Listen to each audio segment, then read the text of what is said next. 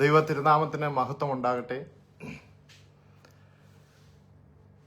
ഈ നല്ല ദിവസത്തിൻ്റെ സായാഹ്ന വേളയ്ക്കായി ഞാൻ കർത്താവിനെ സ്തോത്രം ചെയ്യുന്നു, കർത്താവിനെ മഹത്വപ്പെടുത്തുന്നു.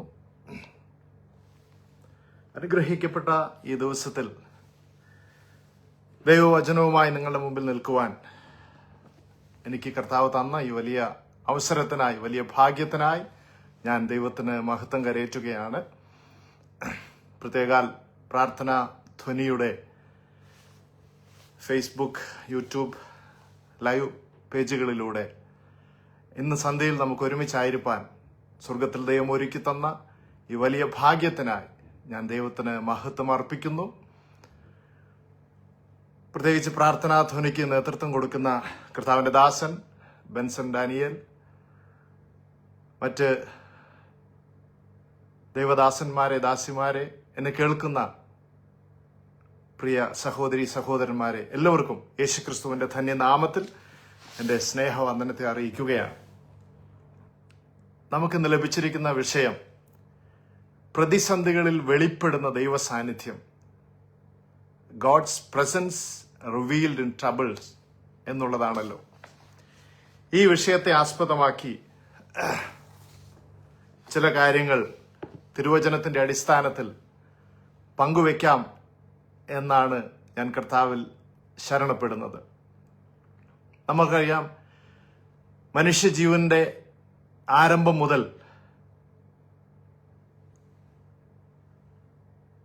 മനുഷ്യന്റെ ചരിത്രം പരിശോധിച്ചാൽ നമുക്ക് മനസ്സിലാക്കാനായിട്ട് കഴിയും, പ്രതിസന്ധികൾ ഓരോ ദിവസവും ഓരോ നിമിഷവും മനുഷ്യൻ അഭിമുഖീകരിച്ചാണ് ജീവിതയാത്ര മുന്നോട്ട് പോയിക്കൊണ്ടിരിക്കുന്നത്. എന്നാൽ ദൈവത്തിൽ ആശ്രയിക്കുന്ന ഒരു മനുഷ്യന്, ദൈവത്തിൽ വിശ്വാസം അർപ്പിച്ച് മുന്നോട്ട് പോകുന്ന ഒരു വ്യക്തിക്ക് തൻ്റെ ഏത് പ്രതിസന്ധി ഘട്ടങ്ങളിലും, ഏത് പ്രശ്നങ്ങളുടെ നടുവിലും തുണയായി കൂടെ ഇരിക്കുന്ന, തനിക്ക് ആശ്വാസം നൽകുന്ന, തനിക്ക് ബലവും ഉറപ്പും ധൈര്യവും നൽകുന്ന ഒരു ദൈവത്തിന്റെ സാന്നിധ്യം അനുഭവിച്ചറിയാനായിട്ട് കഴിയും. ദൈവത്തിന്റെ കൂടെ നടക്കുന്ന ഒരു ദൈവ പൈതലിനെ സംബന്ധിച്ചിടത്തോളം തന്റെ ജീവിതത്തിൽ വരുന്ന ഏത് പ്രതിസന്ധിയും, ഏത് പ്രതികൂലവും ഹല്ലേലൂയ, ദൈവം നന്മയ്ക്കാക്കി മാറ്റും എന്ന് നമുക്ക് കാണാനായിട്ട് കഴിയുകയാണ്. ഒരു ദൈവവൈതലിനെ സംബന്ധിച്ചിടത്തോളം ദൈവത്തിന്റെ സാന്നിധ്യം എന്ന് പറയുന്നത് ഏറ്റവും വിലപ്പെട്ടതാണ്. തൻ്റെ ജീവിതത്തിൽ ലഭിക്കാവുന്ന മറ്റേതൊരു നന്മകളെക്കാളും, മറ്റേതൊരു അനുഗ്രഹത്തെക്കാളും,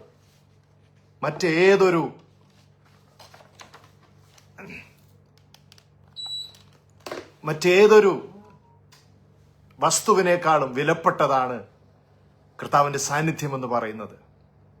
കർത്താവിന്റെ കൂടെയുള്ള വാസം, ഹല്ലേലൂയ, അത് മറ്റ് എന്ത് നൽകുന്നതിനേക്കാളും തൻ്റെ ജീവിതത്തിൽ സമാധാനവും സന്തോഷവും തരുന്നതാണെന്ന് ഒരു ദൈവവേദന തിരിച്ചറിയാനായിട്ട് കഴിയും. നമ്മുടെ ദൈവത്തിന്റെ പ്രത്യേകതകൾ നമുക്ക് എല്ലാവർക്കും അറിയാമല്ലോ.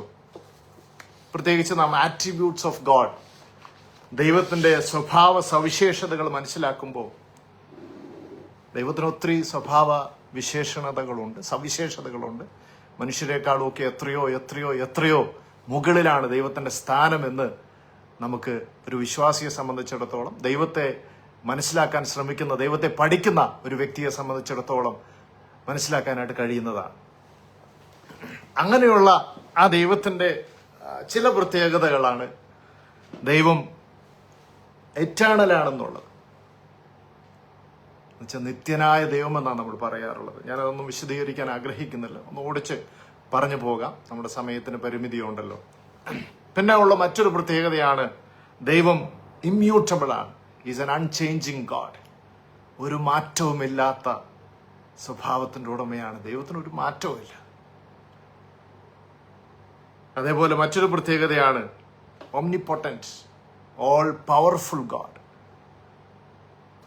ദൈവം വളരെ ശക്തനാണെന്ന് നമുക്ക് മനസ്സിലാക്കാൻ കഴിയും. മറ്റൊരു പ്രത്യേകതയാണ് ഒംനിസിയന്റ്, ഓൾ നോയിങ്, എല്ലാം അറിയുന്ന സർവജ്ഞാനിയായ ദൈവം.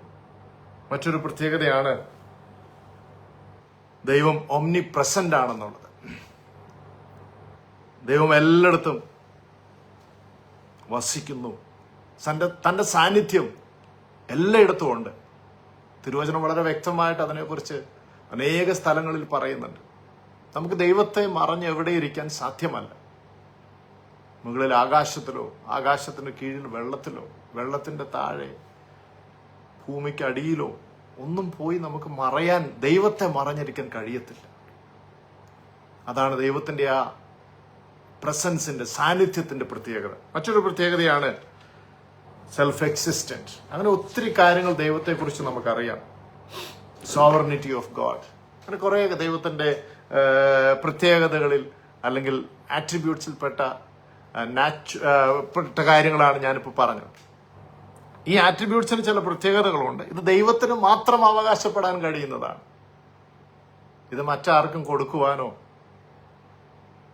മറ്റാർക്കെങ്കിലും അത് അവകാശപ്പെടാനോ സാധ്യമല്ല.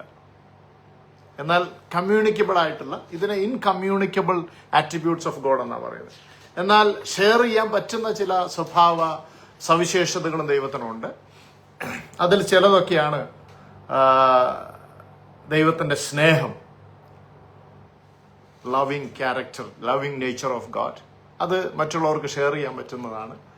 അതേപോലെ തന്നെ ദൈവത്തിന്റെ ഹോളിനെസ്, ദൈവത്തിന്റെ പരിശുദ്ധി, മഹാപരിശുദ്ധനായ ദൈവത്തെ, ആ മഹാപരിശുദ്ധി ആർക്കും കൊടുക്കാൻ പറ്റത്തില്ലെങ്കിലും ദൈവത്തിന്റെ പരിശുദ്ധതയിലേക്ക് നാമും എത്തിച്ചേരണമെന്ന് കർത്താവ് ആഗ്രഹിക്കുന്നു. നമ്മളെ കുറിച്ച് വിശുദ്ധന്മാരെന്ന പറയുന്നത്. പിന്നെ ഉള്ളതാണ് ദൈവത്തിന്റെ മേഴ്സി അല്ലെങ്കിൽ കൈൻഡ്നെസ്, ഫെയ്ത്ത്ഫുൾനെസ്, അങ്ങനെ ഒത്തിരി കാര്യങ്ങളുണ്ട്. ഇതിൽ കുറേയൊക്കെ ദൈവത്തിന് നമുക്ക് ഷെയർ ചെയ്ത് തരാവുന്നതാണ്. ദൈവത്തിന്റെ ആ ജ്ഞാനം, ദൈവത്തിന്റെ ഗുഡ്നെസ്, ട്രൂത്ത്ഫുൾനെസ്, ഇങ്ങനെ കുറേ കാര്യങ്ങൾ ഒക്കെ നമുക്ക് ഷെയർ ചെയ്ത് മനുഷ്യർക്ക്, ദൈവമക്കൾക്കൊക്കെ ദൈവം നൽകുന്നു. എന്നാൽ ദൈവത്തിന് ഷെയർ ചെയ്യാൻ കഴിയാത്ത ആട്രിബ്യൂട്ട്സിൽപ്പെട്ട ഒന്നാണ് ദൈവത്തിന്റെ അസാന്നിധ്യം എന്ന് ഞാൻ ആദ്യം പറയാനിടയായി തീർന്നു. ദൈവ സാന്നിധ്യം അല്ലെങ്കിൽ ദൈവത്തിന്റെ ആ സാന്നിധ്യം എല്ലായിടത്തും ദൈവത്തിന് ഉറപ്പിക്കാൻ കഴിയുന്നത് പോലെ മനുഷ്യർക്കോ മറ്റു ദൂതന്മാർക്കോ ആർക്കും തന്നെ അങ്ങനെ ചെയ്യാനായിട്ട് കഴിയത്തില്ല. അപ്പോൾ ഒരു ദൈവ പൈതലിനെ സംബന്ധിച്ചിടത്തോളം ഈ ദൈവ സാന്നിധ്യം തിരിച്ചറിഞ്ഞ് ആ സാന്നിധ്യത്തിനകത്ത് ജീവിക്കുക എന്നുള്ളതാണ് ഏറ്റവും പ്രധാനപ്പെട്ട കാര്യം. ദൈവ സാന്നിധ്യം ഇല്ലാതെ ഈ ഭൂമിയിൽ ഒരു വിശ്വാസിയെ സംബന്ധിച്ചിടത്തോളം, ഒരു ദൈവ പൈതലിനെ സംബന്ധിച്ചിടത്തോളം അവന്റെ ജീവിതം എന്ന് പറയുന്നത് ഏറ്റവും ഏറ്റവും നിർഭാഗ്യകരമായ ഒരു അവസ്ഥയായിരിക്കും. ഹല്ലേലൂയ. അതുകൊണ്ട് നമ്മൾ പ്രാർത്ഥിക്കുമ്പോഴൊക്കെ നമ്മൾ പറയാറില്ല, കർത്താവേ ഞങ്ങളുടെ സാന്നിധ്യത്താൽ ഞങ്ങൾ നിറയ്ക്കണമേ എന്നുള്ള പ്രാർത്ഥനയ്ക്ക് വളരെ പ്രാധാന്യമുണ്ട്. തിരുവചനത്തിന്റെ ഏടുകളിലേക്ക് നമ്മുടെ ശ്രദ്ധയെ നാം കൊണ്ടുപോവുകയാണെങ്കിൽ ദൈവമക്കളെ, ദൈവ സാന്നിധ്യം അനുഭവിച്ച, ദൈവ സാന്നിധ്യത്തിന്റെ നിറവിൽ ജീവിച്ച അനേകം ദൈവമക്കളെ നമുക്ക് കാണാനായിട്ട് കഴിയും. മുൾപടർപ്പിന്റെ നടുവിൽ ഇറങ്ങി വന്ന ദൈവ സാന്നിധ്യം, വെള്ളത്തിൽ ഇറങ്ങി വന്ന ദൈവ സാന്നിധ്യം, തീച്ചൂളയുടെ നടുവിലേക്ക് ഇറങ്ങി വന്ന ദൈവ സാന്നിധ്യം, സിംഹത്തിന്റെ കുഴിയിലേക്ക് ഇറങ്ങി വന്ന ദൈവ സാന്നിധ്യം, ജയിലറകളിലേക്ക്, കാരാഗ്രഹത്തിനകത്തേക്ക് ഇറങ്ങി വന്ന ദൈവ സാന്നിധ്യം, പ്രാർത്ഥനാ മുറികളിലേക്ക് ഇറങ്ങി വന്ന ദൈവ സാന്നിധ്യം, നിന്റെ രോഗാവസ്ഥയിലേക്ക് ഇറങ്ങി വന്ന ദൈവ സാന്നിധ്യം, ഇതൊക്കെ തിരുവചനത്തിലൂടെ നമുക്ക് കാണാനായിട്ട് കഴിയുന്ന ദൈവ സാന്നിധ്യത്തിന്റെ പ്രത്യേകതകളാണ്. ഹല്ലേലൂയ. രാത്രിയിലും ആ ദൈവ സാന്നിധ്യത്തിൽ നിറഞ്ഞു നിന്നുകൊണ്ട് ചില നിമിഷങ്ങൾ കർത്താവിനെ മഹത്വപ്പെടുത്തുവാൻ, ദൈവത്തെ ആരാധിക്കുവാൻ, ദൈവശബ്ദത്തിന്റെ മാറ്റമില്ലാത്ത സത്യങ്ങളെ തിരിച്ചറിയുവാൻ രാത്രി നമുക്കിടയായി തീരട്ടെ എന്ന് ഞാൻ ആത്മാർത്ഥമായി പ്രാർത്ഥിക്കുകയാണ്. എന്നെ ശ്രവിക്കുന്ന എല്ലാ പ്രിയപ്പെട്ടവരോടും വളരെ പ്രാർത്ഥനയോടെ ഇന്ന് രാത്രി ഇരിക്കുവാൻ ഞാൻ അപേക്ഷിക്കുന്നു. കാരണം നാം ആ ദൈവ സാന്നിധ്യത്തിൽ നിറഞ്ഞ് പ്രാർത്ഥനയോടെ ആയിരുന്നാൽ ഇന്ന് രാത്രി നമ്മുടെ മേലും ദൈവത്തിന്റെ ആ വലിയ സാന്നിധ്യം നമുക്ക് അനുഭവിച്ചറിയാനായിട്ട് കഴിയും. ദൈവത്തിന്റെ ആ വിടുതൽ അനുഭവിച്ചറിയാനായിട്ട് നമുക്ക് കഴിയും. ദൈവമക്കളെ, നാം ഒരു രോഗത്തിന്റെ അവസ്ഥയിലാണോ ഇന്ന് രാത്രി ആയിരിക്കുന്നത്? ഒരു പ്രതിസന്ധിയുടെ നടുവിലാണോ നിങ്ങൾ ഇന്ന് ആയിരിക്കുന്നത്? ഒരു വലിയ പ്രശ്നത്തിന്റെ നടുവിലാണോ നിങ്ങളൊന്നായിരിക്കുന്നത്? മറ്റാർക്കും മാറ്റാൻ കഴിയാത്ത, മറ്റാരാലും വിടുവിക്കാൻ കഴിയാത്ത, മറ്റാർക്കും ആശ്വസിപ്പിക്കാൻ കഴിയാത്ത ഒരു വലിയ പ്രശ്നത്തിന്റെ നടുവിലാണോ, വലിയൊരു നിരാശയുടെ നടുവിലാണോ നിങ്ങളൊന്നായിരിക്കുന്നത്? മറ്റാരോടും പറയാൻ കഴിയാത്ത, മറ്റാരോടും പങ്കുവെക്കാനാവാത്ത ഒരു വലിയ പ്രശ്നത്തിന്റെ മധ്യത്തിലാണോ പ്രിയ സഹോദര, പ്രിയ സഹോദരി നീ ഇന്നായിരിക്കുന്നത്? ഒരു കാര്യം എനിക്ക് ഉറപ്പ് തരാനായിട്ട് കഴിയും. രാത്രിയിലും ആ കർത്താവ് നമ്മോട് കൂടെ വന്ന് നമ്മളെ ആശ്വസിപ്പിക്കുവാൻ, നമ്മെ വിടുവിക്കുവാൻ, ആ പ്രശ്നത്തെ മറികടക്കുവാൻ, ആ പ്രതിസന്ധിയെ തരണം ചെയ്യുവാൻ എൻ്റെ കർത്താവിന് ഇന്ന് രാത്രിയിലും കഴിയുമെന്ന് ഞാൻ പൂർണ്ണമായി വിശ്വസിക്കുകയും അത് പൂർണ്ണമായി നിങ്ങളോട് ഉറപ്പായിട്ട് അറിയിക്കുകയും ചെയ്യുകയാണ്. ഹല്ലേലൂയ. നമ്മുടെ കർത്താവിന്റെ ഏറ്റവും വലിയ പ്രത്യേകതയാണ് അവന്റെ സാന്നിധ്യം ഇറങ്ങി വരുന്നിടത്ത് പ്രശ്നത്തിന് പരിഹാരമുണ്ട്. അവന്റെ സാന്നിധ്യം ഇറങ്ങി വരുന്നിടത്ത് പ്രതിസന്ധികളെ മറികടക്കാനായിട്ട് നമുക്ക് സാധിക്കും. തിരുവചനത്തിലേക്ക് നാം നമ്മുടെ ശ്രദ്ധയെ തിരിക്കുകയാണെങ്കിൽ ഒരു വാക്യം സങ്കീർത്തനത്തിൽ നിന്ന് വായിച്ച് കേൾപ്പിക്കാൻ ഞാൻ ആഗ്രഹിക്കുകയാണ്. സങ്കീർത്തന പുസ്തകം 46 അധ്യായം അതിന്റെ 1-ാമത്തെ വാക്യം, 1-2 വാക്യങ്ങൾ ഇങ്ങനെ പറയുന്നു: ദൈവം നമ്മുടെ സങ്കേതവും ബലവുമാകുന്നു, കഷ്ടങ്ങളിൽ അവൻ ഏറ്റവും അടുത്ത തുണയായിരിക്കുന്നു. അതുകൊണ്ട് ഭൂമി മാറിപ്പോയാലും പർവ്വതങ്ങൾ കുലുങ്ങി സമുദ്രമധ്യേ വീണാലും അതിലെ വെള്ളം ഇരച്ച് കലങ്ങിയാലും അതിന്റെ കോപം കൊണ്ട് പർവ്വതങ്ങൾ കുലുങ്ങിയാലും നാം ഭയപ്പെടുകയില്ല. നോക്കിക്കേ, എത്ര അനുഗ്രഹിക്കപ്പെട്ട, എത്ര മനോഹരമായ തിരുവചന ഭാഗമാണ് നാം ഇപ്പോൾ വായിച്ചു കേട്ടത്.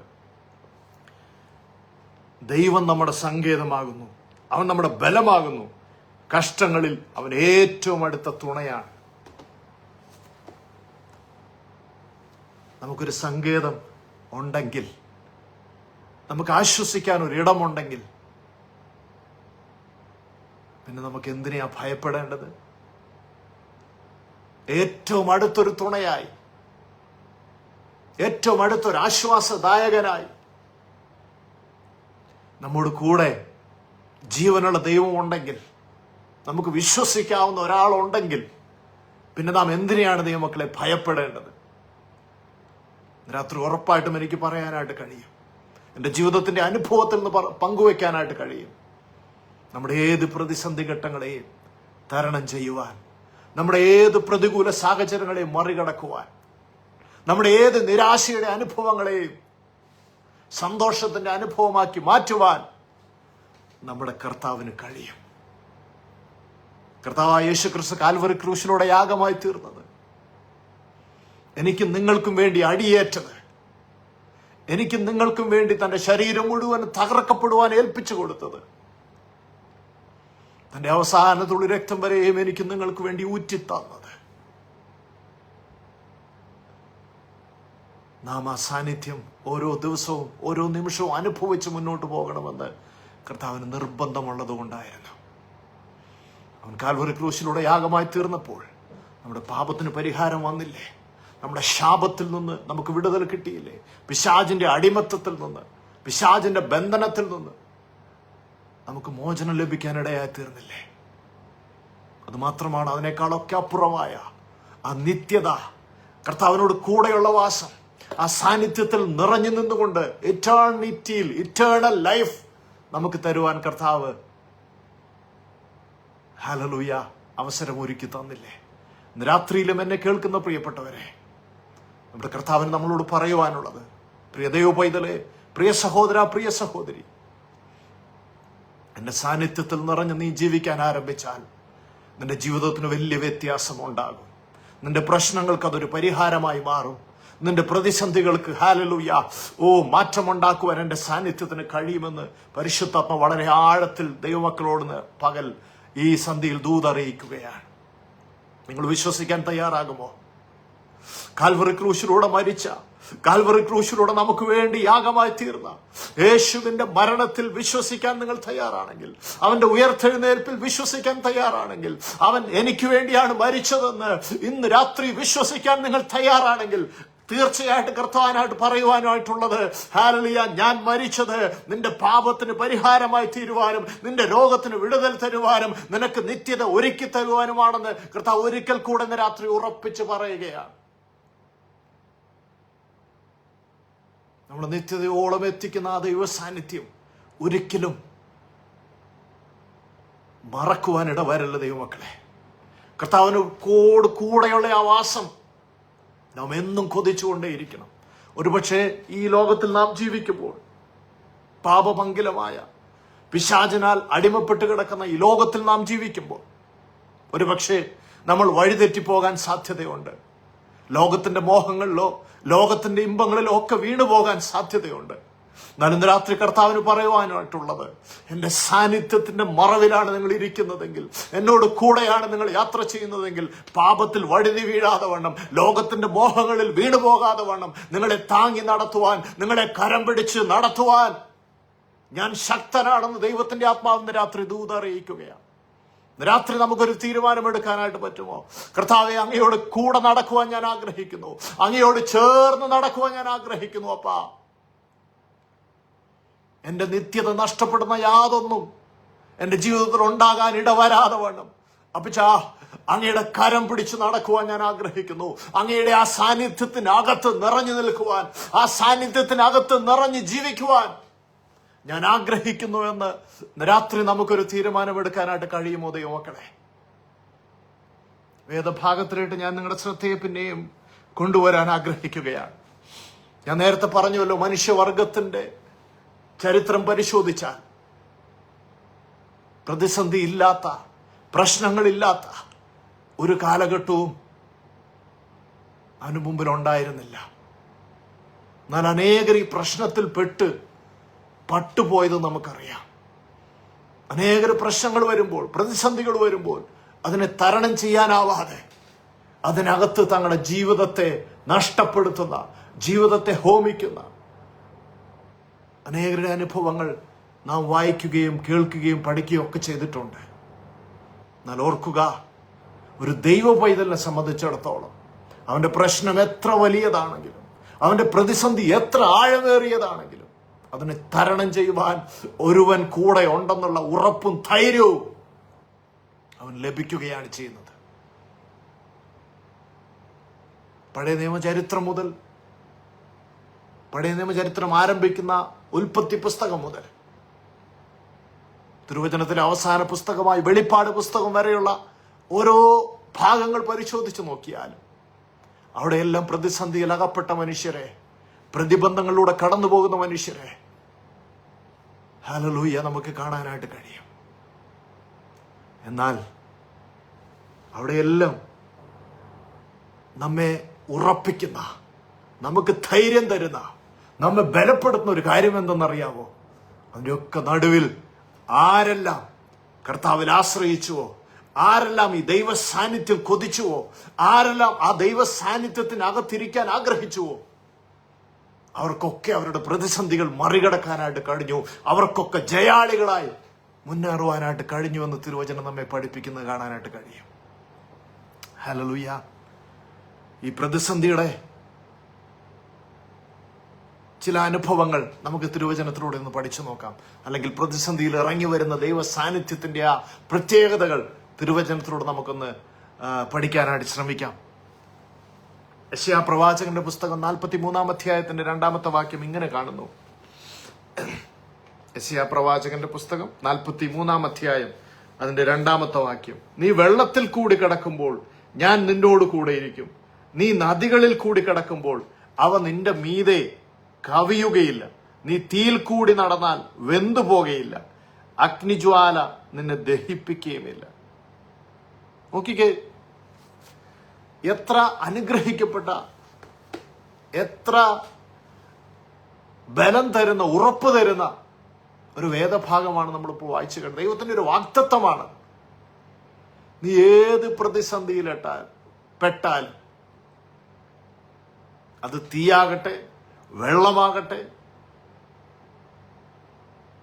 കാറ്റും കോളുമാകട്ടെ, ജയിലറയോ തീച്ചയോളോ എന്തോമാകട്ടെ, അവിടെയെല്ലാം ദൈവം നമുക്ക് തരുന്ന ഒരു ഉറപ്പുണ്ട്.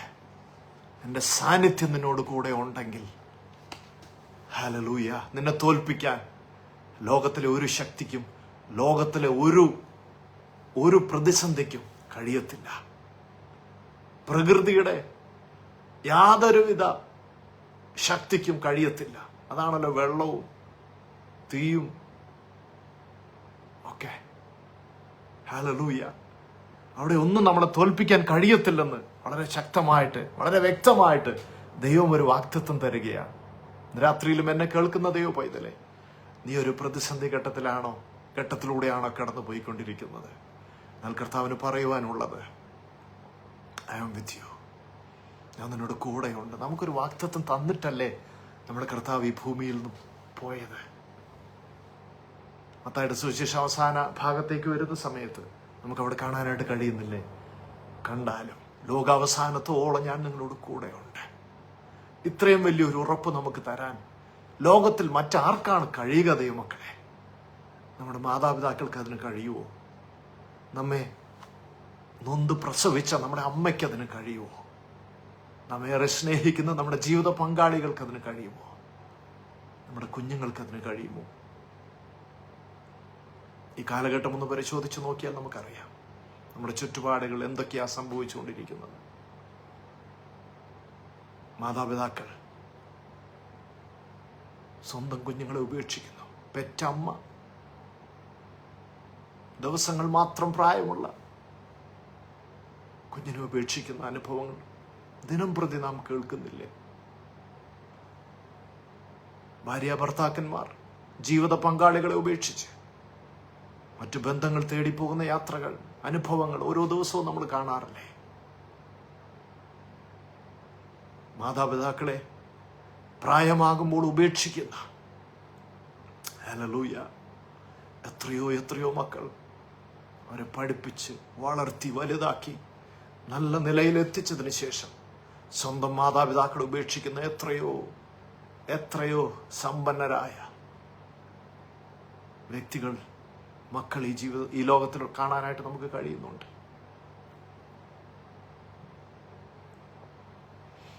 ഹല്ലേലൂയ. അതിന്റെ നടുവില നമ്മുടെ കർത്താവ് പറയുന്നത്, ഞാൻ നിങ്ങളെ ഒരിക്കലും ഉപേക്ഷിക്കത്തില്ല. ഒരമ്മ തൻ്റെ കുഞ്ഞിനെ മറക്കുമോ? അവൾ മറന്നാലും ഞാൻ നിന്നെ മറക്കത്തില്ല.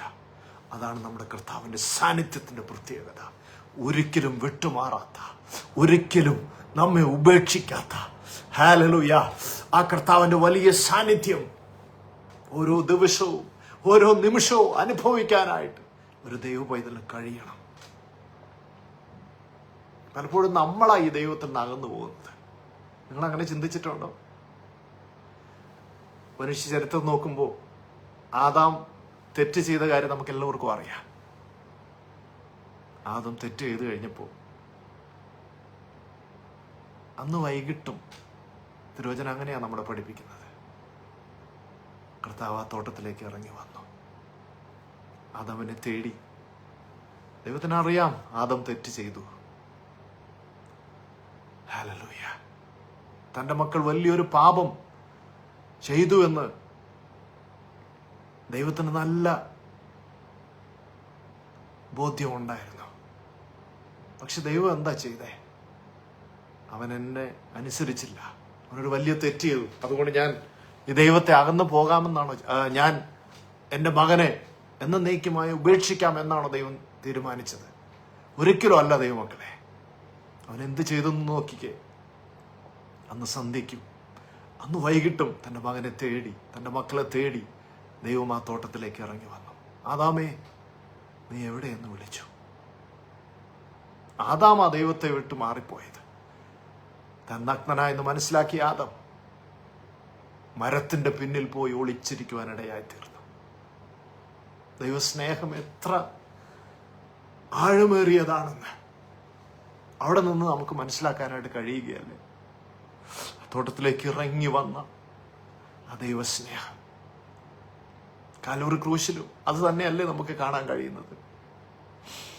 നമ്മൾ എത്രയോ വലിയ പാപികളായിരുന്നു. മറ്റാരാലും വിശുദ്ധീകരിക്കപ്പെടാൻ കഴിയാത്ത, മറ്റാർക്കും നമ്മളെ കഴുകി വെടിപ്പാക്കാൻ കഴിയാത്ത പാപത്തിന്റെ പടുകുഴിയിലല്ലേ ഞാനും നിങ്ങൾ കിടന്നത്? മനുഷ്യവർഗം മുഴുവനും ആ പാപത്തിന്റെ പടുകുഴിയിൽ കിടന്ന് ദൈവത്തിൽ നിന്ന് എത്രയോ എത്രയോ എത്രയോ അകന്നു മാറിയിരുന്ന ഒരു സാഹചര്യമായിരുന്നില്ലേ ഉണ്ടായിരുന്നത്? എന്നാൽ ദൈവത്തിന്റെ സ്നേഹം ഒന്ന് നോക്കിക്കേ. തന്റെ ഏകജാതനായ പുത്രനെ, ഒരു പാപം പോലും ചെയ്തിട്ടില്ലാത്ത, പാപത്തിന്റെ ഒരു ലാഞ്ചന പോലും ഇല്ലാത്ത തന്റെ ഏകജാതനായ പുത്രനെ ഈ ഭൂമിയിലേക്ക് പിതാവ് അയക്കുന്നു. പുത്രനായ ക്രിസ്തുവോ പിതാവിനോടുള്ള ആ സമത്വം ഉപേക്ഷിച്ച് സ്വർഗത്തിലെ സകല മഹത്വവും സ്ഥാനമാനങ്ങളും വെടിഞ്ഞ്, അവന്റെ സകല പദവിയും വെടിഞ്ഞ് ഒരു മനുഷ്യനായി, വെറും മനുഷ്യനായി ഈ ഭൂമിയിലേക്ക് ഇറങ്ങി വന്നു. നമ്മോട് കൂടെ അവൻ വസിക്കുന്ന അനുഭവം. 33.5 തിരുവയസ്സ് വരെ ഈ ഭൂമിയിൽ മനുഷ്യരോട് കൂടെ പാർത്ത് മനുഷ്യവർഗത്തിന്റെ പാപത്തിന് പരിഹാരമായി തീരുവാൻ കാൽവറി ക്രൂശിലൂടെ അവൻ നമുക്ക് വേണ്ടി യാഗമായി തീർന്നു.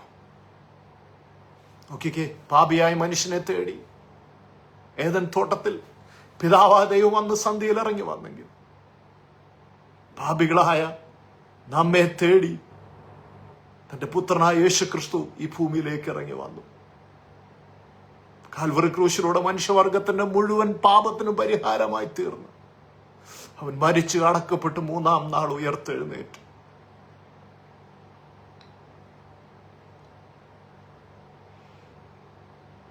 ദൈവം എത്ര സ്നേഹമുള്ളവനാ ദൈവമക്കളെ! അവൻ നമ്മെ വിട്ടുമാറാൻ ആഗ്രഹിക്കാത്തവനാണ്. നാം പാപം ചെയ്യുമ്പോൾ, നാം ദൈവത്തിൽ നിന്ന് മാറി നടക്കുമ്പോൾ കർത്താവിന് നമ്മുടെ കൂടെ വരുവാൻ, അവന്റെ സാന്നിധ്യം നമ്മോട് കൂടെ പകർന്ന് നമ്മെ കൂടെ നിർത്തുവാൻ ദൈവത്തിന് ആഗ്രഹമുണ്ട്. പക്ഷെ പലപ്പോഴും നമ്മൾ ദൈവത്തിൽ നിന്ന് അകന്നു മാറി നടക്കാൻ ആഗ്രഹിക്കുന്നു. ദൈവമക്കൾ, ഇന്ന് സന്ധ്യയിൽ, ഈ രാത്രിയിൽ നമുക്കൊരു തീരുമാനം എടുക്കാൻ പറ്റുമോ? കർത്താവേ, അങ്ങയിൽ നിന്ന്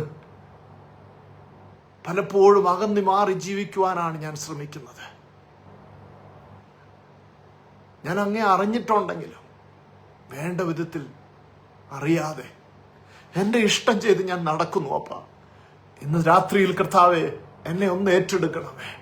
അങ്ങയോട് കൂടെ നടക്കുവാൻ, ആ സാന്നിധ്യത്തിന്റെ നിറവിൽ ജീവിപ്പാൻ ഞാൻ ആഗ്രഹിക്കുന്നു എന്നൊരു തീരുമാനമെടുക്കാൻ ഇന്ന് സന്ധ്യയിൽ നമുക്ക് കഴിയുമോ?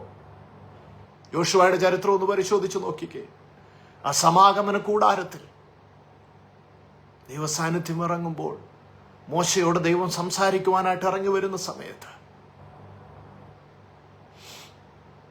മോശയോട് പറയേണ്ട കാര്യങ്ങളെല്ലാം ദൈവം പറഞ്ഞ് ദൈവം അവിടുന്ന് മാറിപ്പോകുന്ന സമയത്തിലും, മോശ അവിടുന്ന് മാറിപ്പോയാലും,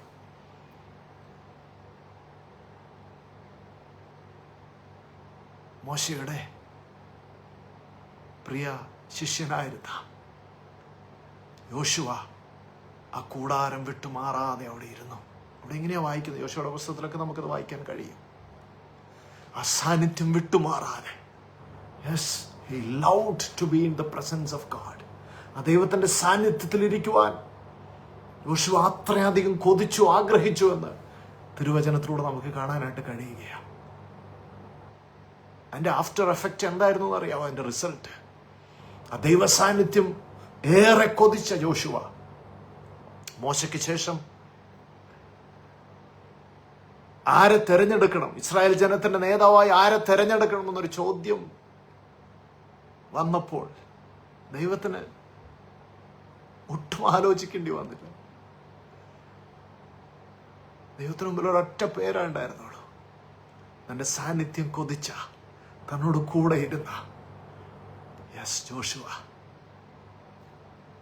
ആ യോശുവയാണ് അടുത്ത ലീഡറാക്കി ദൈവം വെച്ചത്. എന്നോട് എന്താ സംഭവിച്ചെന്നറിയാമോ? മോശയ്ക്ക് കനാൻ നാട്ടിലെത്താൻ കഴിഞ്ഞില്ലെങ്കിലും യോശുവയ്ക്ക് കനാൻ നാട്ടിലെത്താൻ സാധിച്ചു. യോശുവ ചെയ്ത എല്ലാ യുദ്ധങ്ങളിലും താൻ ജയാളിയായി മാറി. ഒരു യുദ്ധത്തിൽ മാത്രം യോശുവ ആദ്യം പരാജയപ്പെട്ടെങ്കിൽ രണ്ടാമത് പോയി ആ യുദ്ധത്തിലും ജയിച്ചു. സകല യുദ്ധത്തിലും താൻ ഒരു ജയാളിയായി മടങ്ങി വരാനിടയായി തീർന്നു. അതിന്റെ കാരണം എന്തെന്നറിയാമോ? ഏത് സമയത്തും ആ ദൈവ സാന്നിധ്യം കൊതിച്ചുകൊണ്ടിരുന്ന ഒരു മനുഷ്യനായിരുന്നു യോശുവ. ഞാൻ ആ ചരിത്രമൊക്കെ വിടാൻ ആഗ്രഹിക്കുക. നമ്മുടെ മുമ്പിൽ സമയം കുറവാണല്ലോ. ദൈവമക്കളെ, ദൈവ സാന്നിധ്യം കൊതിക്കുവാൻ ഇന്നു മുതൽ നാം ആരംഭിച്ചാൽ ഒരു കാര്യം ഉറപ്പാണ്. നമ്മുടെ ജീവിതത്തിൻ്റെ ഏത് പ്രതിസന്ധി ഘട്ടത്തിലും, നമ്മുടെ ജീവിതത്തിൻ്റെ ഏത് പ്രതികൂല സാഹചര്യങ്ങളിലും, പ്രതികൂലം വരില്ലെന്നല്ല തിരുവചനം പറയുന്നത്. കർത്താവ് തന്നെ നമ്മളോട് പറഞ്ഞിട്ടുണ്ട്, ലോകത്തിൽ നിങ്ങൾക്ക് കഷ്ടമുണ്ട്, എന്നാൽ ഞാൻ ലോകത്തെ ജയിച്ചിരിക്കുന്നു. ലോകത്തിൽ കഷ്ടമില്ലാത്തൊരു ജീവിതമല്ല ക്രിസ്ത്യൻ ലൈഫ് എന്ന് പറയുന്നത്. ക്രിസ്ത്യൻ ലൈഫിൽ കഷ്ടതകളും പ്രയാസങ്ങളും പ്രതിസന്ധികളും ഒക്കെ കടന്നു വരാം. ചരിത്രം മുഴുവനും അതാ പറയുന്നത്. പൗലോസിന്റെ ചരിത്രമൊക്കെ എടുത്തു നോക്കിയേ. ദൈവത്തിന് വേണ്ടി അഹോരാത്രം അധ്വാനിച്ച ശ്രേഷ്ഠനായ ദൈവഭൃത്യൻ എത്രമാത്രം വേദനകൾ അനുഭവിക്കേണ്ടി വന്നു. നഗ്നത, കഷ്ടത, കല്ലേറ്, വിശപ്പ്, ദാഹം, അടി, ചമ്മട്ടി കൊണ്ടുള്ള അടി, കല്ലേറ് കൊണ്ടുള്ള പ്രയാസങ്ങൾ, ഇതൊക്കെ അനുഭവിച്ച ഒരു ദൈവമനുഷ്യൻ പൗലോസ്. എന്നാൽ ഈ മനുഷ്യൻ ദൈവജനത്തെ, ദൈവസഭയെ ഉപദ്രവിച്ചുകൊണ്ടിരുന്ന ഈ മനുഷ്യൻ ദമസ്കോസിന്റെ പടിവാതിൽക്കൽ വെച്ച് യേശുവിനെ കണ്ടുമുട്ടിയ നാൾ മുതൽ, ഹല്ലേലൂയ, ആ യേശുവിന്റെ സാന്നിധ്യത്തിനകത്ത് തന്നെയാണ് ജീവിച്ചുകൊണ്ടിരുന്നത്. പൗലോസ് പറയുന്നത്, വിട്ടുപിരിഞ്ഞ് ക്രിസ്തുവിനോട് ചേരുവാൻ ഞാൻ ആഗ്രഹിക്കുന്നു. നമുക്കൊന്നും ഇല്ലാത്തൊരു കൊതിയാ പൗലോസിനുണ്ടായിരുന്നത്. കാര്യം നമ്മളൊക്കെ ദൈവമക്കളാണ്, ദൈവവേല ചെയ്യുന്നവരൊക്കെ ആണെങ്കിലും പൗലോസിന്റെ ആ ഒരു തീവ്രത, പൗലോസ് പറയുന്ന പോലെ ആഴമായ ആ യേശുവുമായിട്ടുള്ള ആഴമായ ബന്ധമുണ്ടല്ലോ, ആ സ്നേഹബന്ധം, ഒന്നിനും വേർപിരിക്കാൻ കഴിയാത്ത ആ ഒരു ബന്ധമുണ്ടല്ലോ, ഹല്ലേലൂയ, അതേറെ ശ്രേഷ്ഠകരമാണ്. പൗലോസ് അത് കൊതിച്ചു എന്ന് മാത്രമല്ല, ആ ബന്ധത്തിലാണ് പൗലോസ് യാത്ര ചെയ്തതും മിനിസ്റ്റർ ചെയ്തതും. പൗലോസിന്റെ ജീവിതത്തിന്റെ ഓരോ നിമിഷങ്ങളും അങ്ങനെയായിരുന്നു നമുക്ക് കാണാനായിട്ട് കഴിയും. കപ്പൽ ഛേദത്തിലകപ്പെട്ടപ്പോഴും ആ സാന്നിധ്യം താൻ അനുഭവിച്ചു. ജയിലറയ്ക്കുള്ളിൽ കിടന്നപ്പോഴും നാളെ തലവെട്ടുമെന്നുള്ള, നാളെ തലവെട്ടിക്കളയും, അങ്ങനെയുള്ള അനുഭവം വന്നപ്പോഴും പൗലോസിന് ഭയം ഉണ്ടായിരുന്നില്ല. പൗലോസല്ലേ പറഞ്ഞ്, എപ്പോഴും സന്തോഷിപ്പിൻ, ഇടപെടാതെ പ്രാർത്ഥിപ്പിൻ, എപ്പോഴും സന്തോഷിക്കാൻ, റിജോയ്സ് ഇൻ ദി ലോർഡ് എന്ന് പറഞ്ഞ പൗലോസ. അതിന്റെ കാരണം പൗലോസിനറിയാം, ഈ ലോകത്തിൽ വെച്ച് എൻ്റെ ജീവൻ നഷ്ടപ്പെട്ടാലും അതിനേക്കാൾ ശ്രേഷ്ഠകരമായ, സന്തോഷകരമായ, സമാധാനമുള്ള ഒരു നിത്യജീവൻ അത് എവിടാന്നറിയാവോ? യേശുവിൻ്റെ കൂടെ. ഹല്ലേലൂയ. പാട്ടുകാരൻ പാടാറുള്ളത്, ഒരു ദിനവും യേശുവിൻ്റെ കൂടെ, ദിനവും യേശുവിൻ്റെ ചാരേ, ദിനവും യേശുവിൻ്റെ കൂടെ, ദിനവും യേശുവിൻ്റെ ചാരേ. പിരിയാൻ കഴിയാത്ത ആ ആത്മബന്ധം പൗലോസിനുണ്ടായിരുന്നു. രാത്രി നമുക്കും യേശുവിൻ്റെ കൂടെ നടക്കുവാൻ, യേശുവുമായി ചേർന്ന് ഒരാത്മബന്ധത്തിൻ്റെ അനുഭവം, ഞാൻ പലപ്പോഴും പറയാറുള്ള ഒരു ഇൻറ്റിമേറ്റ് ക്ലോസ് റിലേഷൻഷിപ്പ് യേശുവുമായിട്ട് നമുക്ക് ഉണ്ടാകട്ടെ. അങ്ങനെ ഒരു ആത്മബന്ധം അത് ആ സാന്നിധ്യത്തിൽ നിറഞ്ഞുള്ള യാത്രയാണ്. യേശുവിൻ്റെ കൂടെ യാത്ര ചെയ്യുക, യേശുവിൽ നിറഞ്ഞു ജീവിക്കുക. അപ്പൊ നമ്മുടെ പ്രശ്നങ്ങളൊന്നും പ്രശ്നങ്ങളായി നമുക്ക് തോന്നത്തില്ല ദൈവമക്കളെ. ഹല്ലേലൂയ. ഒരു രോഗം വരട്ടെ. എൻ്റെ ഒരു അനുഭവം ഞാൻ നേരത്തെ പറഞ്ഞിട്ടുണ്ടെന്നാ ചിന്തിക്കുന്നത്. 2 വർഷം മുമ്പ് എനിക്കൊരു ഹാർട്ട് അറ്റാക്ക് വന്നു. 5 ബ്ലോക്കുകളുണ്ടായിരുന്നു. അത് 2 ഇച്ചിരി സീരിയസ് ആയിരുന്നു. ഒന്ന് 95%, ഒന്ന് 90% ബ്ലോക്ക് ഉണ്ടായിരുന്നു. ഹല്ലേലൂയ. എന്നാൽ ആ ഹാർട്ട് അറ്റാക്ക് വന്ന് ഹോസ്പിറ്റലിൽ ആൻജിയോപ്ലാസ്റ്റ് ചെയ്യാനായിട്ട് കിടത്തിയ സമയത്ത് ടേബിളിൽ തന്നെ കിടത്തിയിരിക്കുമ്പോഴും നഴ്സസൊക്കെ ഒന്ന് ആശ്വസിപ്പിക്കാൻ വരുന്നുണ്ട്. അവരോട് ഞാൻ വളരെ ഭയത്തിലൊക്കെയാണ്. കാരണം സാധാരണ അങ്ങനെയാണല്ലോ ആളുകൾ ഉണ്ടാവുക. എന്നാൽ ഞാൻ അനുഭവിച്ചൊരു ദൈവ സാന്നിധ്യമുണ്ട്. എനിക്ക് നല്ലൊരു ഉറപ്പുണ്ടായിരുന്നു, കർത്താവ് കൂടെ ഉണ്ടെന്നുള്ള ഉറപ്പ്. ഒരു പക്ഷേ ജീവൻ നഷ്ടപ്പെട്ടേക്കാം. ജീവൻ നഷ്ടപ്പെട്ടാലും യേശുവിൻ്റെ കൂടെയാണെന്നുള്ള ആ ഒരു ഉറപ്പ് എൻ്റെ ഉള്ളിൽ അവൻ തന്നു. നല്ല ധൈര്യത്തോടെ ഇരുന്ന്, നല്ല ആത്മവിശ്വാസത്തോടെ ഇരുന്ന്. യെസ്, രാത്രി അങ്ങനെ ഒരു അനുഭവം നമ്മുടെ ജീവിതത്തിൽ ഉണ്ടാകുമോ? ഏത് പ്രതിസന്ധിയിൽ, എത്ര വലിയ കടഭാരങ്ങളാൽ വലയുന്നവർ ഒരു പക്ഷെ എന്നെ കേൾക്കുന്നുണ്ടാകാം. ദൈവമക്കളെ, രാത്രി ദൈവത്തിന്റെ ആത്മാവിന് പറയുവാനുള്ളത് ആത്മഹത്യ ഒന്നും അല്ല കടഭാരത്തിനുള്ള പരിഹാരം.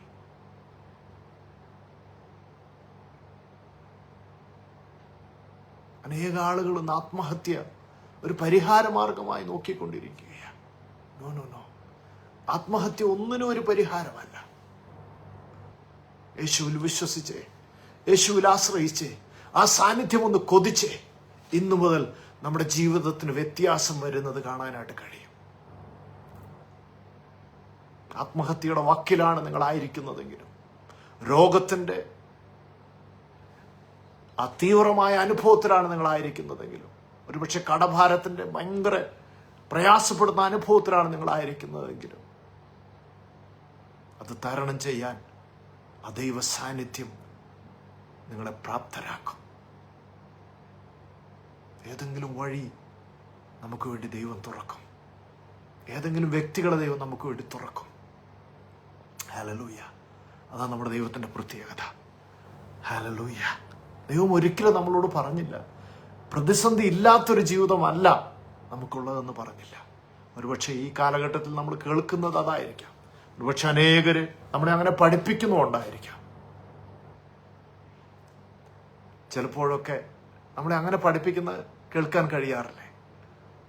കർത്താവിൻ്റെ അടുക്കൽ വന്നാൽ എൻ്റെ കടം മാറും, എൻ്റെ രോഗം മാറും, ചെറിയൊരു കാറുമായിട്ട് വന്ന വലിയൊരു കാറ് കിട്ടും, ഒരു മാരുതി 800 ആൾട്ടോ ഒക്കെ ആയിട്ട് വന്ന ഒരു BMW ആയിട്ട് തിരിച്ചു പോകാം, ഒരു ബൈക്കും കൊണ്ട് വന്ന കാറുമായിട്ട് തിരിച്ചു പോകാം, ഒരു പുല്ലിട്ട അല്ലെങ്കിൽ ഓടിച്ച വീടുമായിട്ട് ഉള്ള വ്യക്തിയാണെങ്കിൽ നിനക്ക് 2-3 നിലയുള്ള 3000-4000 സ്ക്വയർ ഫീറ്റ് ഉള്ള വീടുകളൊക്കെ കിട്ടും. അങ്ങനെയൊക്കെ പഠിപ്പിക്കുന്ന അനേകം പഠിപ്പിക്കലുകളുടെ മധ്യത്തിലും കൂടിയാണ് നമ്മൾ ഇന്നായിരിക്കുന്നത്. എന്നാൽ ദൈവമക്കളെ, യേശുവിൻ്റെ കൂടെയുള്ള വാസത്തിൽ ഇതൊന്നുമല്ല കർത്താവ് നമുക്ക് വാഗ്ദത്തം ചെയ്തത്. അവൻ പറഞ്ഞു, ഞാൻ നിങ്ങൾക്ക് സമാധാനം തരാം, ഞാൻ നിങ്ങൾക്ക് സന്തോഷം തരാം, ഞാൻ നിനക്ക് നിത്യജീവൻ തരാം. ഇതിനേക്കാൾ അപ്പുറം നമുക്ക് എന്താ വേണ്ടത്? ഹല്ലേലൂയ. കർത്താവിന് നമുക്ക് തരാൻ കഴിയുന്നത് അതാണ് ദൈവമക്കളെ. സന്തോഷവും സമാധാനവും നിത്യജീവനും ഒരു വിശുദ്ധ ജീവിതവും. ഇതിനേക്കാൾ അപ്പുറം ഒരു ദൈവപൈതലിന് എന്താ വേണ്ടത്? നമുക്ക് എന്താണോ ജീവിക്കാൻ ആവശ്യമായിട്ടുള്ളത് അത് ദൈവം ഓരോ ദിവസവും നമുക്ക് തരും. അതിനെക്കുറിച്ചൊന്നും ഓർത്ത് ആരും ഭാരപ്പെടല്ല. നീ ദൈവത്തിന്റെ കൂടെ നടന്നാൽ, കർത്താവിന്റെ ആ സാന്നിധ്യത്തിൽ നിറഞ്ഞ് ജീവിക്കാൻ ആരംഭിച്ചാൽ എല്ലാം പെർഫെക്റ്റ് ആയിട്ട് മാറും. കർത്താവ് എല്ലാം നന്നായി ചെയ്യുവാൻ കഴിവും ശക്തിയുമുള്ളവനാണ്. അതിനുള്ള അധികാരമുള്ളവനാണ് നമ്മുടെ കർത്താവ്. പണ്ട് കർത്താവ് ഈ ഭൂമിയിൽ ശുശ്രൂഷ ചെയ്തപ്പോൾ പിശാച് വന്നിട്ടും ഇത് തന്നെയാണ് കർത്താവിനോട് പറഞ്ഞത്.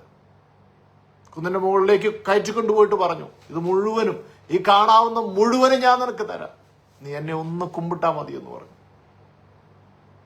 കർത്താവ് എന്ത് ചെയ്തേ? പിശാചിനോട് പോയി പണി നോക്കാൻ പറഞ്ഞു.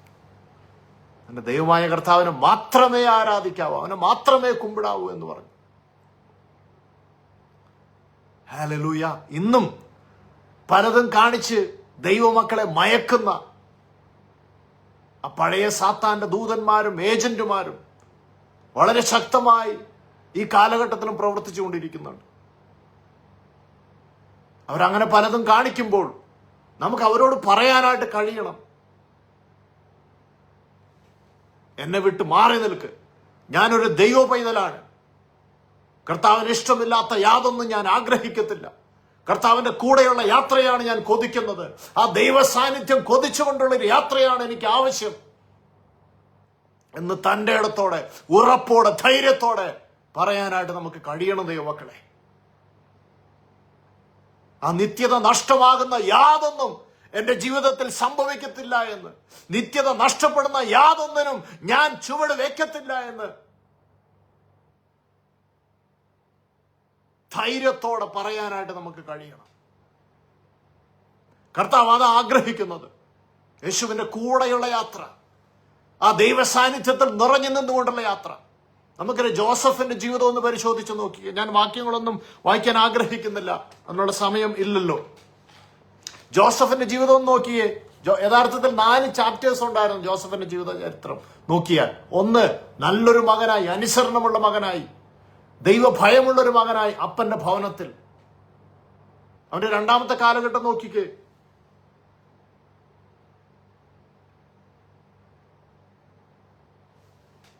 പോത്തിഫറിന്റെ ഭവനത്തിൽ ഒരടിമയായി വിൽക്കപ്പെടുന്ന അനുഭവം.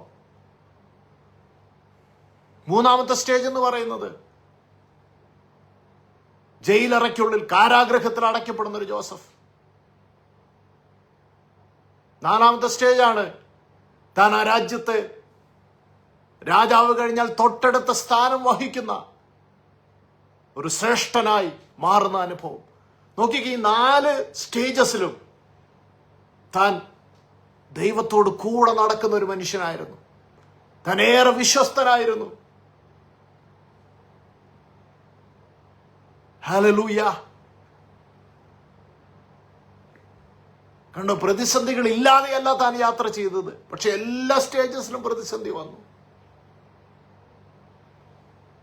ഭവനത്തിലായിരിക്കുമ്പോൾ മുതൽ അസൂയുള്ള കണ്ണുകൾ കൊണ്ട് നോക്കുന്ന ജ്യേഷ്ഠന്മാർ, സഹോദരങ്ങൾക്ക് മുഴുവനും അവനോട്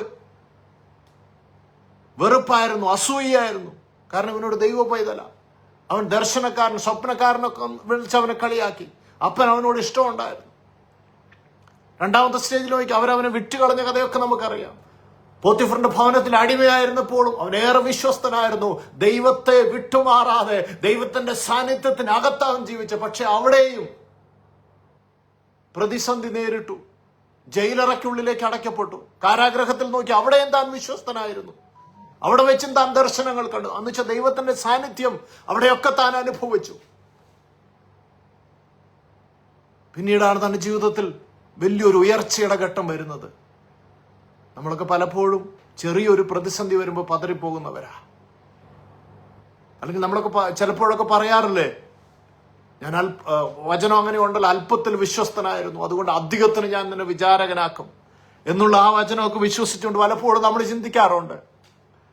ഹല്ലേലൂയ, ഞാൻ അല്പത്തിൽ വിശ്വസ്തനായിരുന്നില്ലേ, പിന്നെ എന്തുകൊണ്ടാ എനിക്ക് ഈ പ്രതിസന്ധി, എന്തുകൊണ്ടാ എന്നെ അധികത്തിന് വിചാരകനാക്കാത്തത് എന്നുള്ള ചോദ്യങ്ങളൊക്കെ പലപ്പോഴും നമ്മൾ ദൈവത്തോട് ചോദിക്കാറുള്ള ദൈവമക്കളെ.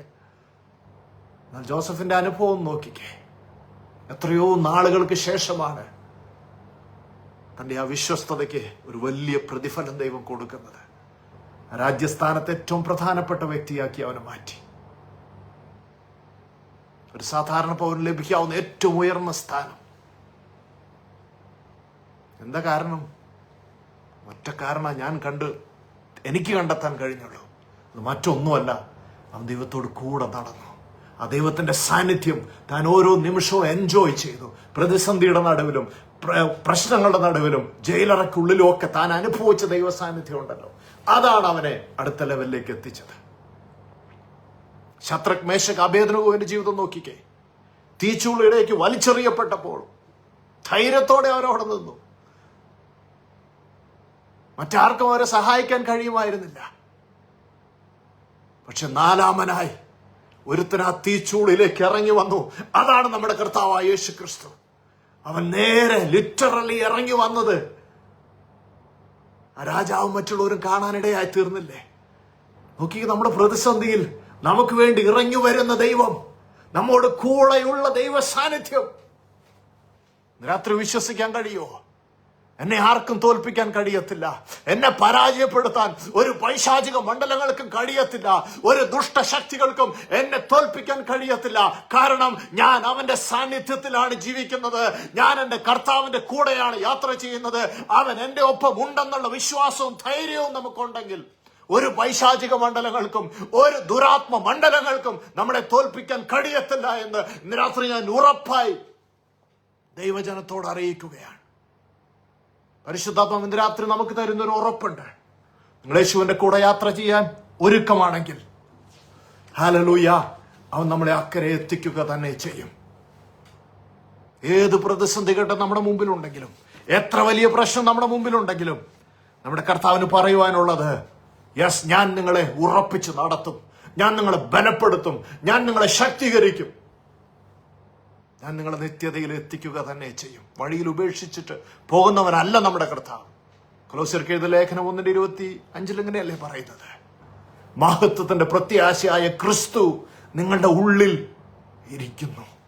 യെസ്, എന്റെ നിങ്ങളുടെ ഉള്ളിൽ മഹത്വത്തിന്റെ പ്രത്യാശയായ ആ പ്രാണപ്രിയൻ ഇരിക്കുന്നുണ്ടെങ്കിൽ പിന്നെ ഏത് പ്രതിസന്ധിക്കാ നമ്മളെ തളർത്തിക്കളയാൻ കഴിയുക? ഏത് പ്രശ്നത്തിനാണ് നമ്മളെ തകർക്കാനായിട്ട് കഴിയുക? ദൈവപൈതലേ, അവൻ എന്റെ കൂടെ ഉണ്ടെങ്കിൽ ആ ഒരു ഉറപ്പ് ഇന്ന് രാത്രി പ്രാപിച്ചെടുക്കാൻ നമുക്ക് കഴിയുമോ? യെസ്, എന്റെ കർത്താവ് എന്റെ കൂടെയുണ്ട്. ഹല്ലേലൂയ.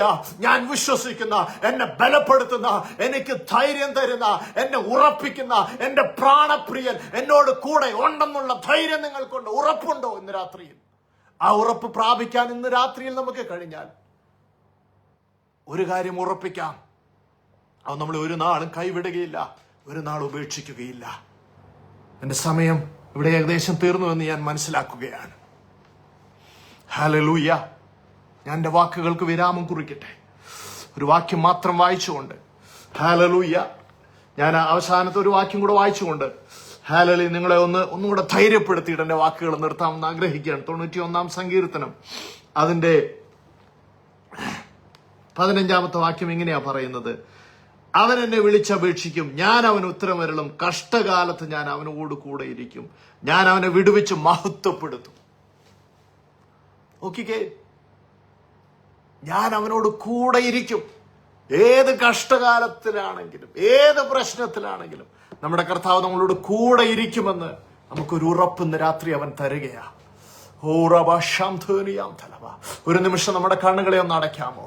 ഹല്ലേലൂയ. ഇന്ന് രാത്രി ദൈവത്തിന് പറയുവാനുള്ളത്, ഹല്ലേലൂയ, നമുക്ക് ആശ്വസിക്കാൻ ഒരു ഇടമുണ്ട്, നമുക്കൊരു സങ്കേതമുണ്ട്. ഹല്ലേലൂയ. ഒരു നാളിലും അടയ്ക്കപ്പെടാത്തൊരു വാതിലുമായി നമ്മെ ചേർത്ത് വിളിക്കുവാൻ, നമ്മെ തന്റെ മാറോട് ചേർത്തണയ്ക്കുവാൻ നമ്മുടെ കർത്താവ് നമ്മുടെ കൂടെ ഇന്ന് രാത്രിയും ഉണ്ട്.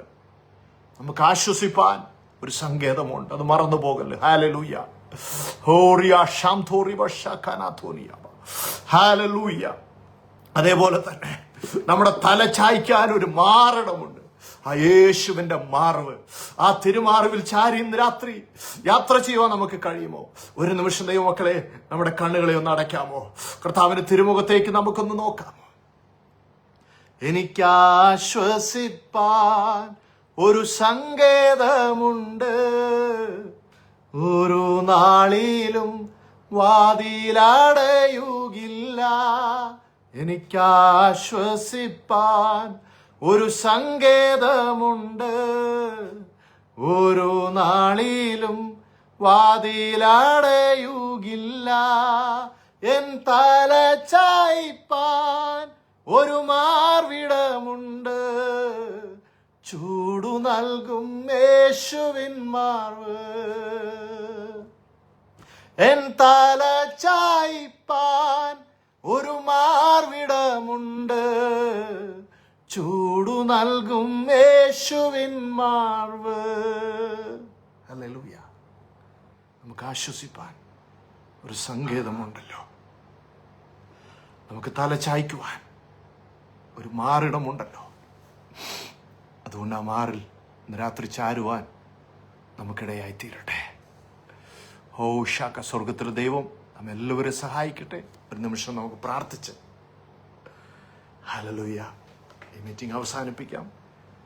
ഇങ്ങനൊരവസരം ഒരുക്കി തന്ന പ്രിയ ബെൻസൺ ബ്രദർ, പ്രാർത്ഥനാധനിയുടെ മറ്റ് ഭാരവാഹികൾ എല്ലാവരുള്ള നന്ദി സ്നേഹവും അറിയിക്കാം. ഞങ്ങളുടെ പ്രിയ പിതാവെ, അനുഗ്രഹിക്കപ്പെട്ട ഈ രാത്രിക്കായി സ്തോത്രം. തിരുമുഖത്തേക്ക് പിന്നെയും ഞങ്ങൾ നോക്കുന്നു. കർത്താവ്, ഞങ്ങളുടെ ഏത് പ്രതിസന്ധി ഘട്ടത്തിലും അങ്ങയുടെ സാന്നിധ്യം ഞങ്ങൾക്ക് ഉറപ്പും ധൈര്യവും തരുമെന്ന് രാത്രി ഞങ്ങളെ ഒരിക്കൽ കൂടെ കേൾപ്പിച്ചതിന് നന്ദി. എല്ലാ പ്രിയപ്പെട്ടവരെ അനുഗ്രഹിക്കണമേ. പ്രശ്നത്തിലൂടെ, പ്രയാസത്തിലൂടെ, രോഗത്തിലൂടെ, ദുഃഖത്തിലൂടെ, പ്രതിസന്ധിയിലൂടെ കടന്നു പോകുന്ന എല്ലാവരെയും രാത്രി കർത്താവ് അനുഗ്രഹിക്കണം. ദൈവകൃപ കൊണ്ട് എല്ലാവരെയും പൊതിയണം കർത്താവ്. പ്രത്യേകിച്ച് പ്രാർത്ഥനാധ്വനിയുടെ എല്ലാ പ്രവർത്തന മേഖലകളിലും ദൈവത്തിന്റെ വലിയ സാന്നിധ്യം ഉണ്ടാകണമേ. അനേകർക്ക് വേണ്ടി പ്രാർത്ഥിക്കുവാൻ, അനേകർക്ക് വിടുതൽ നൽകുവാൻ, അനേകർക്ക് ആശ്വാസമായി മാറുവാൻ കർത്താവ് ഈ പ്രവർത്തനങ്ങളെ അവിടുന്ന് സഹായിക്കണം. അടിയനെയും ഇന്ന് രാത്രി അവിടുന്ന് ഉപയോഗിച്ചതിന് സ്തോത്രം. എല്ലാത്തിനും നന്ദി. പ്രാർത്ഥന കേട്ടതിന് സ്തോത്രം. യേശുവിന്റെ നാമത്തിൽ തന്നെ എല്ലാവരും കർത്താവ് അനുഗ്രഹിക്കട്ടെ. Thank you so much. God bless you all.